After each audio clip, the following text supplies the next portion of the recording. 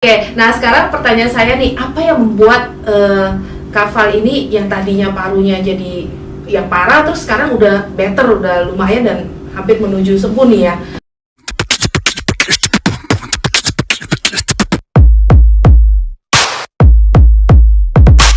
Hai, ketemu lagi di Bincang-Bincang bersama Kak Rosi. Nah, hari ini saya kedatangan bintang tamu saya loh, namanya Valerie. Oke, langsung aja ya kita denger-denger nih dari Kafal.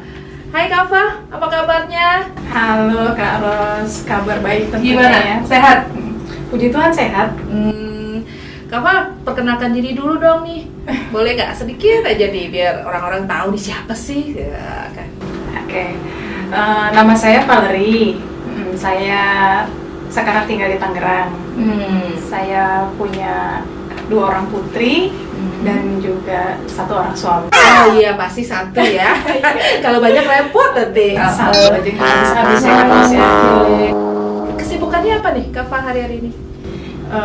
Kesibukan sih ya seperti orang-orang biasa lah pada umumnya ya. Cuman kalau saya sekarang ada PR satu sih yang lagi bikin pusing ya, tulis disertasi. Oke, Kafal tau gak kenapa saya ngundang hari ini?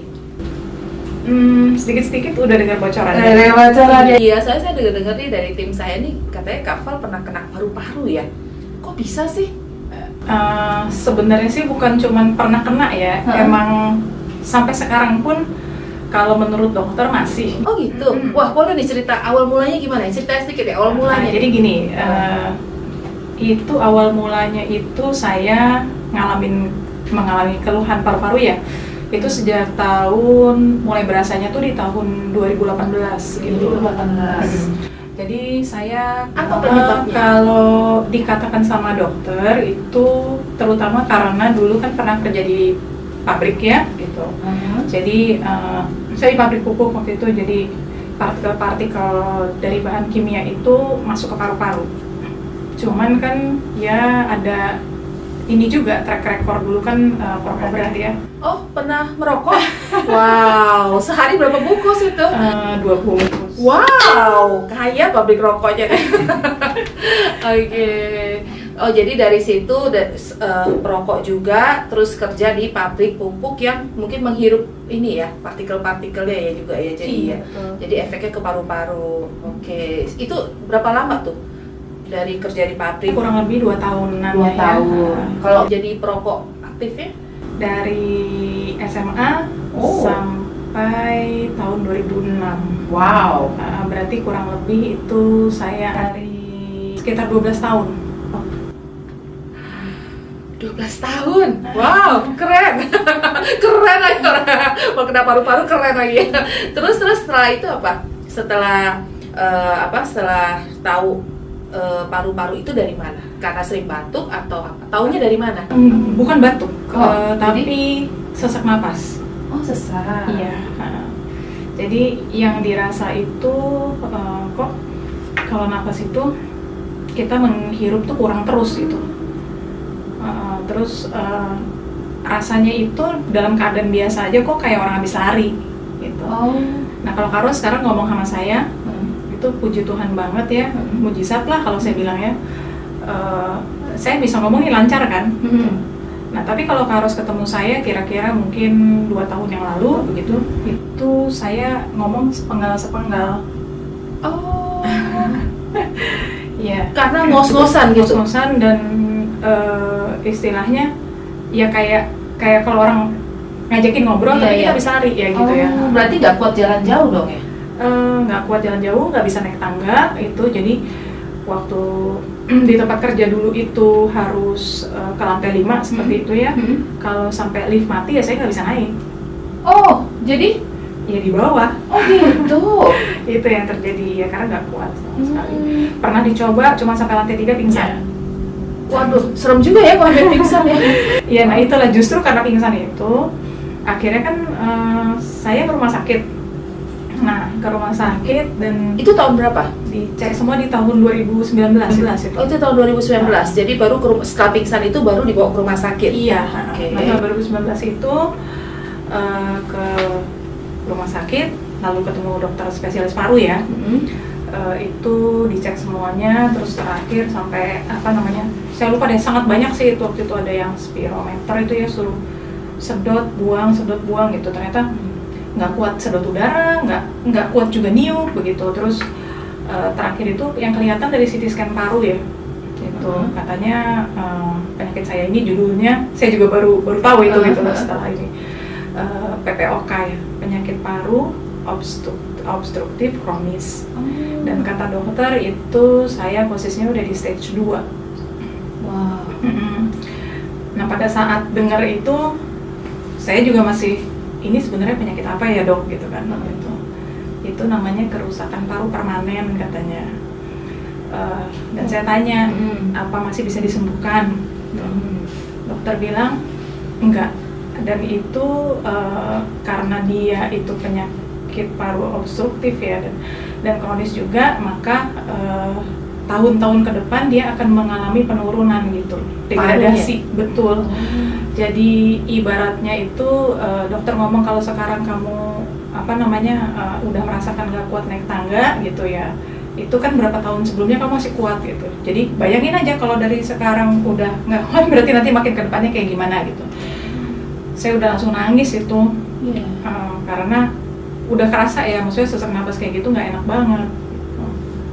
Dan dokter bilang itu nggak bisa disembuhkan, terus saya harus dibantu sama obat seumur hidup begitu untuk membantu supaya istilahnya saya masih bisa bernafas. Jadi harus ada treatment khusus nggak ketika keluar dari dokter, harus sering ke rumah sakit atau cek atau? Sampai sekarang saya tiap bulan kontrol ke dokter spesialis paru sampai sekarang sih. Kan dicek terus dari 2019. Dari 2019 itu sejak apa namanya si diagnosa itu dikeluarkan. Oke. Berarti sekarang udah baik kondisinya? Nah kalau Kak Ros lihat saya kan tadi sudah membaik ya, dari lantai 1 sampai lantai 5 ya? Iya. Naik lift guys. Enggak ya? Oke, nah sekarang pertanyaan saya nih, apa yang membuat Kak ini yang tadinya parunya jadi yang parah, terus sekarang udah better, udah lumayan dan hampir menuju sembuh nih ya? Kalau saya percaya begitu ya, karena saya merasakan sendiri gitu. Ya. Jadi nah ini yang unik adalah saya nggak tahu apa teman-teman di sini udah pernah dengar yang namanya TE ya. TE. Oke. Nah, apa tuh? Itu jadi sebuah ranjang gitu ya. Sebuah ranjang. Namanya sih iya gitu ya. Itu kalau kita bilang kasarannya terapi magnet kali ya, seperti itu. Terapi magnet. Oke. Nah, saya ketemu sama pembuatnya langsung nih, yang menciptakannya, namanya Pak Daniel gitu. Karena memang udah dari dulu kan kenal lama ya, gitu. Udah saya anggap kayak kakak sendiri juga. Jadi disarankan. Nah, waktu itu saya cerita gitu kalau ada penyakit paru ini gitu. Terus katanya coba Pak kamu tiduran lah di ranjang TE gitu. Nah, terus saya mulailah dari situ setiap hari gitu kan. Awal mulanya itu sehari 2 kali. Jadi pagi sebelum berangkat kerja ya, belum beraktivitas, sama sore pulang pas waktu malam gitu, saya selalu siapin waktu 1 jam untuk tiduran di ranjang itu gitu. Nah, sebenarnya kalau dibilang yang dirasain apa pada waktu tiduran, pasti pengen tahu gitu ya. Gitu. Saya juga nggak begitu merasakan ada kayak apa sakit atau apa, enggak sih gitu ya. Cuman yang mengherankan adalah, nah setelah rutin tidur di TE itu, saya mulai merasa kayaknya nafas saya lebih enak gitu ya. Walaupun kan memang, jadi gini kan, saya kan masih tetap selalu pakai obat. Dari dokter itu? Ya, jadi obat itu ada yang diminum, terus ada yang dihisap ya. Pagi hisap, terus sore juga hisap, kan sehari 2 kali gitu. Nah, di tengah-tengah itu, kalau maksudnya apa namanya, saya berasa aktivitas lebih atau apa kan, langsung kerasa sesek gitu ya. Jadi kadang-kadang di tengah pun kalau memang butuh akhirnya saya isap obat lagi gitu. Nah sejak pakai TE itu kok nggak pernah ngalamin begitu gitu. Saya nggak pernah lagi ngalamin yang namanya sesak napas itu gitu. Berapa lama pakai TE itu? Waktu itu ya, waktu tahu kok. Iya. Kurang lebih deh. Sampai sekarang sih saya masih pakai, cuman durasinya udah nggak 2 kali sehari sih, tinggal maintain aja ya, karena udah berasa enakan gitu. Jadi setiap hari 1 jam. Waktu awal itu udah mulai ada rasa perubahan itu berapa lama? Seminggu, 2 minggu atau? Enggak sih, kira-kira Sebulan. mungkin iya sekitar sebulan gitu mulai terasa enak ya. Oh sebulan. Sebulan setiap hari rutin tuh ya? Iya betul, seperti itu. Terus ya sekarang kita di sini bisa ngobrol enak gitu kan, udah nggak ada kayak istilahnya saya kelihatan megap-megap lagi. Megap-megap kena COVID ya? Enggak, emang apa namanya ciri-ciri yang saya alamin itu selalu memang sering megap-megap begitu. Jadi kadang apalagi kalau misalkan ada pikiran gitu ya, stres atau kebawa istilahnya ada masalah gitulah, itu pasti langsung itu sesak napas itu pasti langsung menyerang begitu. Dan kalau udah menyerang itu bener-bener megap-megap, bahkan di zaman belum COVID aja saya udah megap-megap. Oh gitu. Tapi kalau kayak gitu kan kata ada paru-paru, berarti tetap harus jaga pernafasan dong ya berarti ya? Pakai masker nggak?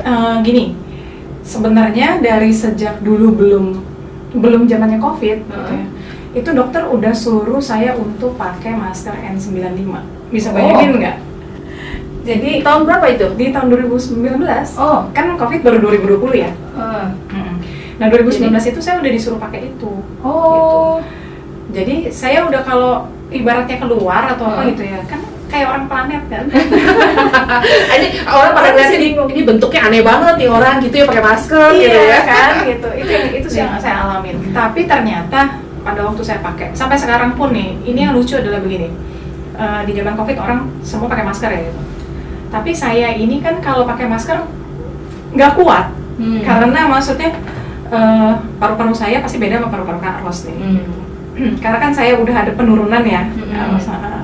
Itu jadi saya ini yang ya puji Tuhan sampai sekarang itu walaupun misalkan di tempat kerja atau apa semua pada pakai masker, saya copot masker. Gitu. Padahal dokter udah bilang kan, maksudnya dokter udah bilang itu dengan penyakit seperti itu kamu nggak boleh copot itu masker gitu. Karena berani? resikonya tinggi sekali gitu kan. Iya, kok berani? Karena saya udah tahu bahwa saya ada TE di rumah. Oh. Jadi pulang udah langsung saya TE-in aja. Oh, karena punya ranjang magnetnya sendiri. Oke. Kalau yang teman-teman lain yang di kantor kan nggak punya kan gitu. Awalnya divonis kerusakan permanen. Gejala klinis apa yang paling signifikan? Dari sejak divonis ya? Iya. Kalau waktu divonis itu posisi saya nafas itu nggak pernah cukup. Kata-kata cukup itu maksudnya kalau kita menghirup udara itu kan terasa enak ya, nyaman gitu. Ini kayaknya setiap kali hirup itu nggak pernah cukup gitu. Jadi kayak itulah makanya kenapa tadi saya bilang saya ke orang megap-megap ya gitu. Karena tiap kali hisap udara itu kayaknya nggak bisa penuh gitu loh, kurang terus yang didapat itu. Itu yang saya rasakan waktu pertama. Nah setelah saya pakai TE itu saya merasa makin enak aja. Jadi yang tadinya saya selalu berasa kekurangan oksigen begitu ya, itu saya udah tidak merasakan seperti itu lagi sih gitu. Kalau dibilang kadang-kadang masih bisa kambuh nggak? Bisa gitu. Biasanya kalau misalkan lagi banyak pikiran seperti itu, ada sih langsung terasa kok kayaknya nafas lebih berat ya begitu. Tapi kan again karena ada track record ya gitu. Cuma ya puji Tuhannya kan Kak Ros sendiri lihat saya sekarang udah kayak orang normal kan gitu. Bicara juga udah nggak kayak ngap-ngap lagi ya. nggak kayak orang habis lari gitu kan. Itu sih. Oke, terima kasih Kak Val informasinya dan sharing-sharingnya, ngobrol-ngobrol asiknya nih ya. Thank you banget loh untuk waktu dan waktu yang diluangkan buat mampir ke sini. Thank you selalu ya buat Kak Val ya, dan Asia sehat selalu.